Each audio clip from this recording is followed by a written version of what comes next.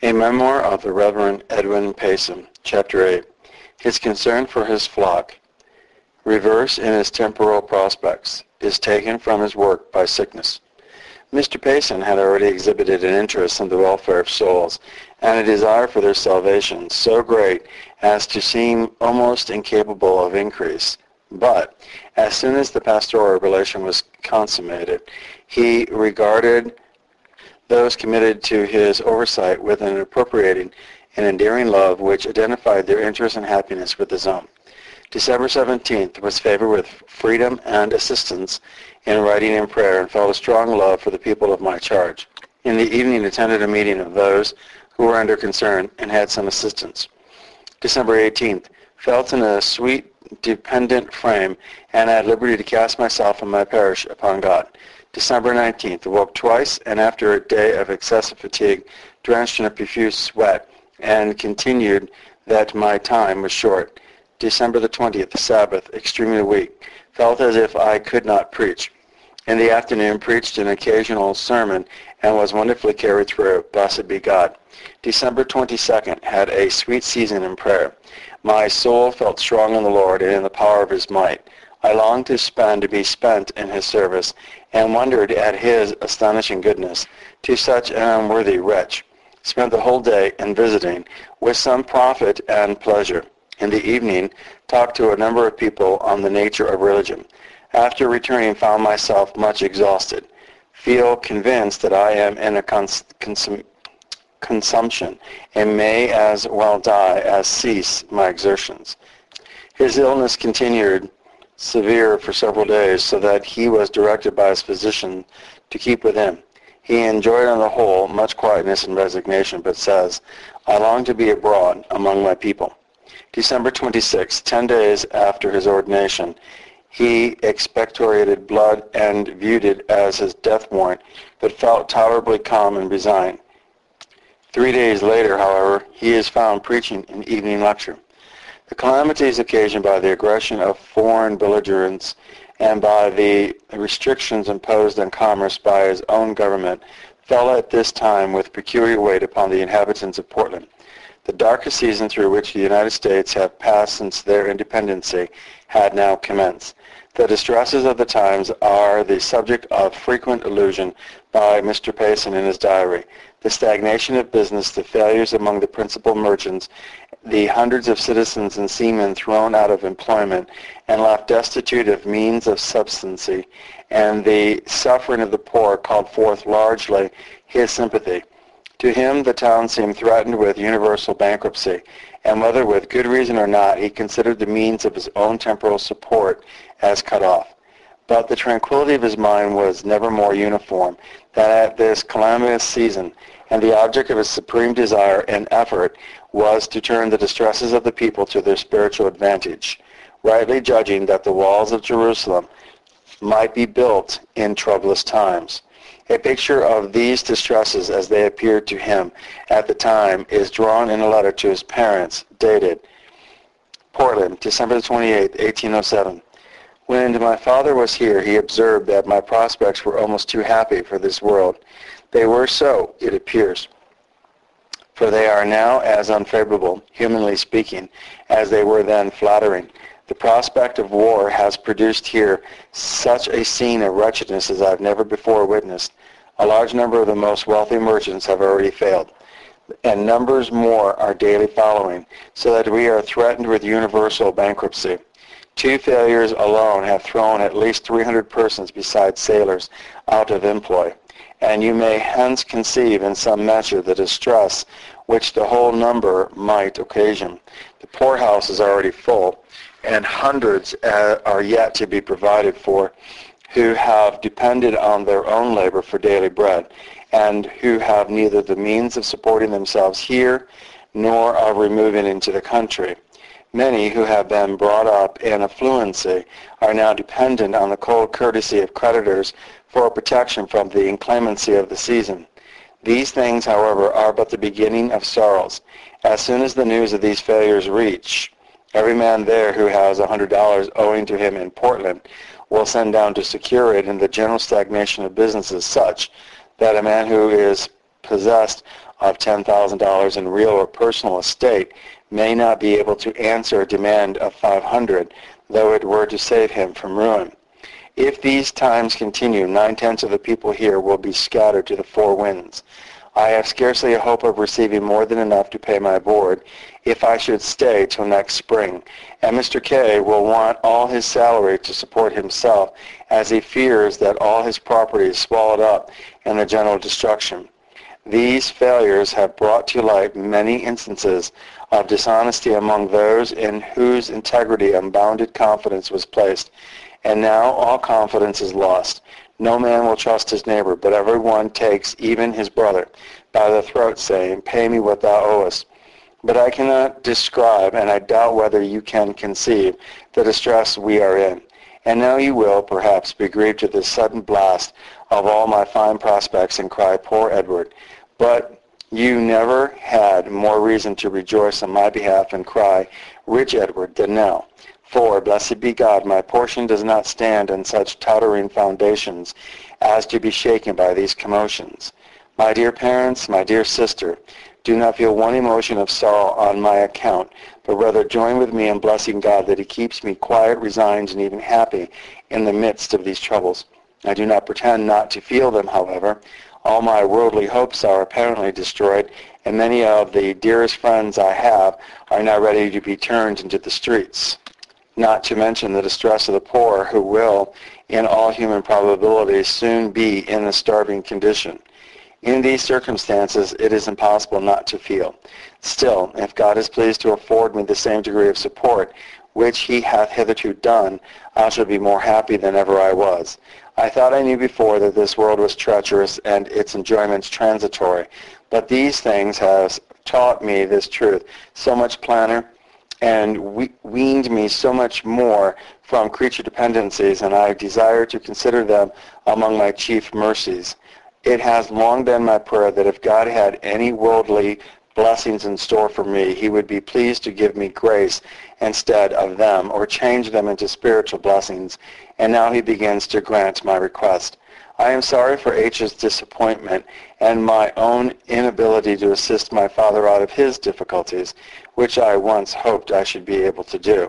But I trust they will be sanctified if they are not removed. What a blessed portion the believer has in the Word of God, if he has only a hand given him to lay hold on. But too often our hands are withered and heed not the divine command to stretch them out. I tremble for our poor country. I fear the decree has gone out against her. My sins have helped to call down judgment upon her, and I desire to take what falls to my share and bless God that my punishment are no heavier and no more proportionate to their deserts. But nothing seems too bad to expect from present appearances. If we escape civil war, it will be well. January 5th, 1808. I wish not finish my letter before, because I could nothing favorably respecting my health, which was then worse than ever, but which, blessed be God, seems now unaccountably restored. The tumult in town has subsided into a dead calm. The embargo has put a stop to everything like business, and people have now nothing to do but to attend to religion. And we endeavor to give them meetings enough, since they have leisure to attend them. Next week we purpose to get a town fast on account of our distressed situation. I am not without hopes that these things may be overruled to bring about a more extensive reformation. The attention appears to continue, and we hear a new instances of persons under concern. Feel no uneasy respecting me. The Lord is my shepherd, I shall not want. The people are very kind, increasingly so. Some of our young converts have lost their all and had their houses stripped, and it does my heart good to see them cheerful and quiet under it, while others who have no God, have lost their reason, or worried almost incessantly, are apparently dying of a broken heart, or uttering the most bitter and distressing complaints. But it is a heart-rendering sight to see those who have no other portion stripped at once of all worldly goods. Their gods are taken away, and what have they more? January 5th, I find myself from day to day in the situation of a poor beggar with nothing to plead but my necessities. In the evening preached to a serious audience and was greatly encouraged to hope for a more general reformation. Was much drawn out in prayer, both at meeting and after I came home. January 6th, hope that God is quickening me to run the way of his commandments with a more enlarged heart. January 10th, preached and baptized 7 persons and administered the sacraments. Felt entirely exhausted. My constitution seems to be much broken and a little labor wears me out. January 13th, this day was devoted by us to fasting and prayer on account of the present gloomy appearance of affairs. January 14th, hope the strong workings of corruption I have experienced will make me more humble and the gracious pardon I have received more thankful. January 17th, Sabbath, was alarmed by a cry of fire during family prayer. The fire did considerable damage, but by God's goodness was got under, though the town was in immense danger, which must assisted in seeking a divine blessing on all our afflictions. Had no meeting in the forenoon, in the afternoon preached with the same liberty. January 22nd, in the evening preached and was much refreshed and strengthened in my own soul. Found that the Lord's work is going on. Oh, what shall I render unto the Lord for all his benefits? January 24th, Sabbath, was favored with a sweet season in pleading for the divine presence. Hope that God would make this day of his power and grace. Was greatly assisted. Have lately been favored with more love to God and zeal for Christ than I used to have, and feel more compassion for sinners. January 25th, seemed to have some respect from the workings of corruption. Spent the day in visiting my people and found many somewhat exercised. In the evening, attended a conference with inquirers, found some new cases, and had a pleasant evening. January 26th, felt eager desires to be wholly conformed to Christ, to be carried away by the constraining influence of his love. February 4th, was overwhelmed with wonder, shame, and confusion to reflect on the innumerable mercies I have received and the ungrateful returns I had made. In the afternoon, preached at the poorhouse and found some of them much affected. Soon after this, he was seized with a violent, pluralistic affection, which rendered speaking a most painful and difficult exertion. The pain continued for some length of time, attended by various discouraging symptoms. He did not neglect to call in medical aid, and the prescriptions of physicians were partially blessed. But the moment he felt a little relieved, he would resume his labors to go to the conference, take more cold, and come home much worse. Repeatedly during this illness, when he was necessarily confined to his room, he entered a notice of this kind.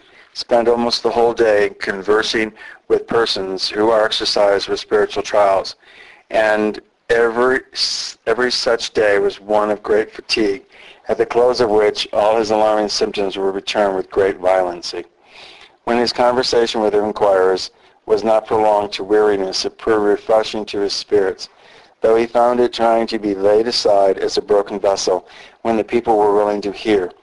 He could still bless God for sweet resignation to the divine will. Could not feel a wish respecting the continuancy of my life, but had God referred the matter to me, I should refer it back again to him. My only wish was, if I lived, to live unto the Lord, and if I died, to die unto the Lord. In the latter part of February, his physicians found it necessary to forbid his preaching for several Sabbaths to come, and was in a measure successful in enforcing the prohibition, as his patient did not appear to have gone out to any religious meetings for more than a fortnight, when he ventured to attend a conference with those under concern, where he found several new inquirers and was carried through beyond expectation. But the exposure was followed by a dangerous relapse, so that he thought his health irrecoverably gone. He expresses no grief on this account, except as it disabled him from attending meetings with those under concern. But the reader will prefer to learn his feelings and circumstances from his own words. March 26 had an exceedingly painful night, worse than ever, but had some satisfaction in thinking of going to be with Christ. In the evening was extremely unwell and suffered great pain. March 27th, Sabbath. In the morning was very ill, but was carried to meeting in the afternoon, though I could not preach. Was too weak to have much comfort at meeting, and came home very low-spirited. March 28th, am pretty well convinced that my disease is mortal. My mind partakes so much of the weakness of my body, and I can do nothing in religion, and can scarcely refrain from peevishness and fretting. March 30, had a most secret and refreshing season in secret prayer this morning. Felt more ardent love to Christ than I have for some time, and was sweetly melted under a sense of my ingratitude. Was resigned to his will respecting me, and was willing to depart and be with him. April 2nd, conversed with some persons who came in to see me respecting means to be taken for the suppression of profaneness and Sabbath breaking. April 3rd, Sabbath, was able to attend meeting and preach part of the day. Was favored with some liberty at the sacrament, and had some foretaste of heaven and desired to enjoy it. Am much afraid the Reformation is going off. Was assisted to pray that the work might go on, and also in praying for myself, so that I hope that the Lord has been pleased to strengthen me on this occasion. April the 4th, had unusual earnestness in prayer this morning, both for myself and others, and was sweetly melted in reading the divine word. Was depressed by finding that the town would do nothing respecting the observance of the Sabbath. Was unable to pour out my sorrows and complaints before God with some degree of freedom. April the 7th, this day being our annual fast, I endeavored to humble myself before God for my personal sins as well as for our public transgressions, to renew covenant with God and to devote myself with new zeal to his service. Was likewise assisted in pleading with God for more grace and life and light in my own soul and in the soul of my people, and the reformation which has begun may be carried on gloriously and triumphantly among us. In the morning attended meetings and heard a most excellent sermon from Mr. K. In the afternoon preached with some degree of assistancy. April the 8th, had a very uncomfortable night, but was sweetly refreshed and strengthened in secret prayer this morning. It is long since I have found so much of the divine presence. Was much assisted in praying for a revival of religion, and cannot but hope that God will yet bless us still more abundantly. April the 9th, was employed most of the day in visiting. Was troubled with some who wished to join the church without being qualified. April the 14th, attended a conference for those under concern, and was refreshed to see a goodly number, and to trace the operations of the Spirit under their minds. April the 15th, was so oppressed with a sense of vileness that it seemed impossible for me to come, and yet had such a sight of God's goodness that it was impossible for me not to come. April the 19th, oh, how sweet and refreshing it is to get above the load of sins, sorrows, and corruptions which oppress us, and to taste a little of communion with God. April 20th, was straitened with all might in the inner man, and enabled to renew covenant with God with great joy and sincerity. April 21st, I have long been in a lethargic, but I trust God is now bringing me out of it.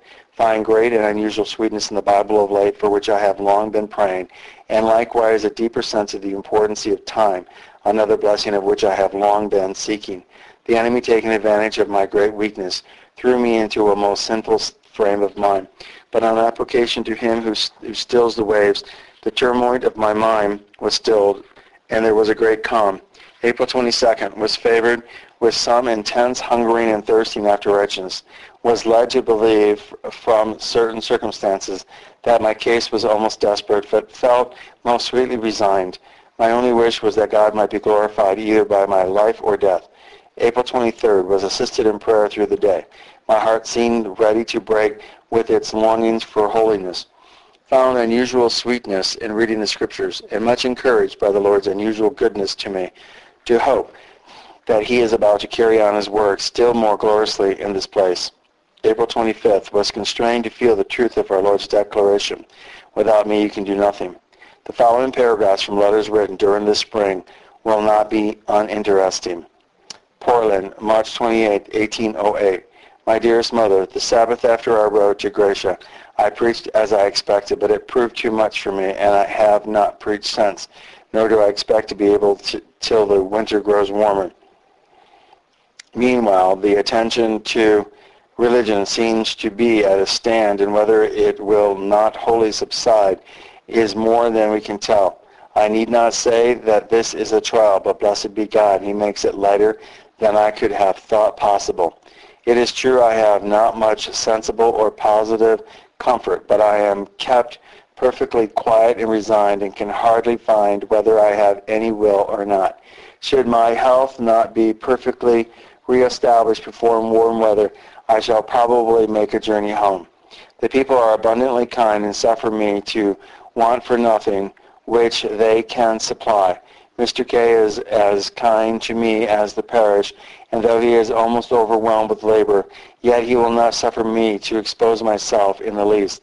Now, after the enumerating all these mercies, you will conclude, of course, that I am all wonder and gratitude, and that the constant language of my heart is, what shall I render unto the Lord for all his benefits?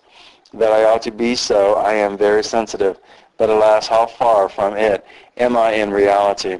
I do indeed feel some wonder how God can be so good, such a kind of wonder as we feel when thinking of his eternity or infinite power. But as to gratitude, I hardly know by experience what it means. I once used to think that I did not feel grateful when I had not half the reason for it which I have now. But I have done thinking so. I have done trying to praise God for his mercies. All we can do falls so very short of what we owe that it seems little better than mockery to thank him in our feeble language, and I can only stand in stupid astonishment to see how good he will be, notwithstanding all I can do to prevent it. Oh, how true it is that he will have mercy on whom he will have mercy.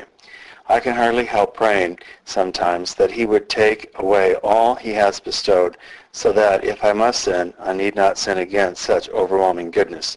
But it is as natural for him to be good and kind as it is for us to abuse his goodness, and sooner shall our wicked heart cease to sin than he cease to pardon and forgive sin. The embargo, humanly speaking, will be detrimental to the morals of the people here. They have now nothing to do but to saunter about, and then, of course, they get into all manners of mischief, and I fear they will lose all habits of industry and sobriety. However, if I have any health, we shall endeavor to multiply meetings and take up as much of their time as possible in that way. Portland, April the 18th, 1808. Yes, my dearest mother, I did think of my friends at home. When I appreciated I was about to leave them, they were almost, if not forgotten, the only things that I felt the least regret at the idea of quitting, but that regret was aggravated and then alleviated, if not wholly removed, by the consoling hope that I should soon meet them again to be separated no more. But, my dear mother, why this anxiety? If I wished for life, it would distress me exceedingly to see you thus anxious, because I should fear it would lead God to remove from you one for whom you indulge so much concern. I shall certainly live as long as I have anything to do for the divine glory, for we are immortal till our work is done, and you, surely, could not wish me to live after that is accomplished. Ever since I have entertained a comfortable hope of my acceptancy in the Beloved, it has been my constant wish, and that I had to do might be done speedily. And if God should see fit to grant this wish, will it not be better than if I should be a long time in performing the work allotted and drag on a wearisome life to no purpose?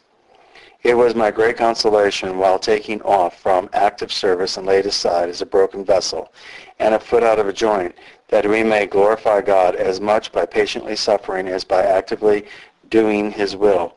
And I hope this consolation will be yours. Such we see fit to appoint me, and gives me a life of weakness, pain, and suffering, or remove me from this state of trial. It is a striking proof of our depravity that when God favors us with special mercies, he sees it necessary to send special afflictions also, to teach us our dependency and keep us humble. Could I have continued suitably humble and thankful under the mercies I have lately received with respect to my settlement here and the outpourings of the Spirit, he never would first have frustrated my temporal prospects, and afterwards by sickness have cast me, as it were, out of the vineyard as an unworthy and unfaithful laborer. But I not only deserve, but indispensably needed all that has befallen me, and I desire to bless him for these afflictions, by which, when my roots began to shoot into and cleave to the earth, he plucked them up before they were too deeply and firmly fixed, and thus experimentally taught me not to look for or expect any happiness beyond that of serving him here, but to wait for my reward in another world, a lesson of infinite importance in which I greatly needed. But it is a lesson so hard for us, or at least for me, to look, that I well foresee that if I am continued here any length of time, it will be necessary for God to impress it upon my mind again and again by repeated and multiplied disappointments. My dispositions are so naturally so ardent that I can enjoy nothing with moderation, so that I must either be totally indifferent or worthy objects, or else love them to such a degree as to render them idols, and then, of course, God must and will either embitter or remove them. It is evident, therefore, that I must not expect worldly happiness, for perfect indifferency to any object or too much love for it are equally incompatible with happiness, and these are the only two states of which I am capable. For this reason I fear to enter into the marriage state, for I should most certainly love a wife too much or too little, and I know not, however, whether I ought to regret this trait in my character, since, by cutting me off from other sources, it does, as it were, necessarily drive me to one whom I cannot love or serve too much, and compel me to place all my hopes in a future state. Since you complain that I did not tell you what my sickness has been, I will now inform you, lest you should suppose it worse than it was. It was an inflammation of the lungs and adjoining parts, attended for several weeks with extreme debility, sharp pain, restlessness, loss of appetite, difficulty of breathing, and an inability to converse for any time together. I should, I believe, have easily got over it, but I continued my labors much too long, hoping I should be able to drag along till warm weather, which I trusted would restore me. But after sacrament, when, by reason of the length of the services, I was so exhausted that I could scarcely sit in my chair, I was obliged to go out in the cold, raw evening to converse and pray with the dying sailor, who had just found out that he had a soul to be saved. The next day was a violent storm, in which I imprudently went out to visit some sick persons, and the day following I was seized with a sharp ballistic pain in my side. However, as it was lecture night, I was obliged to preach, which I got through with much pain and some difficulty, but was then constrained to give up. Still, I believe my confinements had been much shorter had not persons who were under concern continued to come and converse with me. I could not find it in my heart to send them away, and the temporary exhilaration of spirits which the sight of them gave me prevented me from finding out at first how much talking injured me, so that for a long time I lost ground much faster than I gained it. But the sun seems to be a physician superior to all the doctors, and his warm beams, under God's blessing, have in a good measure restored me. If your patience is wearied, you must ascribe it to your own request, without which I should not have said a syllable on the subject. The inflammation, he observes in another letter, was brought on by speaking in hot rooms and then going out into the cold evening air. His illness proved on the whole a serious one, and he was obliged not only to suspend preaching, but to leave the scene of his labors before he could obtain relief. On the 27th of April, he set out for his father's house to try the effect of a journey in the country residence on his health. In crossing a stream where a bridge had been carried away, he was thrown from his horse and got thoroughly wet, so that he could proceed no further. The next day, after riding about 10 miles, he was seized with the symptoms of a violent fever and obliged to stop and take to his bed. The third day he pursued his journey moderately, but in much pain and weakness, fearing that his lungs had been much injured by his late accident. Before the night of the fourth day, he was extremely exhausted. Find that a fever comes on at night and goes off with sweats in the morning. The next day was the Sabbath, which he spent in Milford, weak in body and mind. After meeting which I attended both parts of the day, had some conversation with the Universalists, but to little purpose. May 2nd, reached home and was most kindly received. After the flow of spirits occasioned by seeing friends was over, found myself exhausted with my journey. For several days after his arrival he grew worse till he lost his strength and appetite and was taken with a hectic fever attended with night sweats and some cough. He gave up all hope of recovering and felt willing to die, had not a murmuring thought. End of chapter 8, having been read by Peter John Parisi. None of my audios are copyrighted. Please feel free to make as many copies as you desire to the glory of God.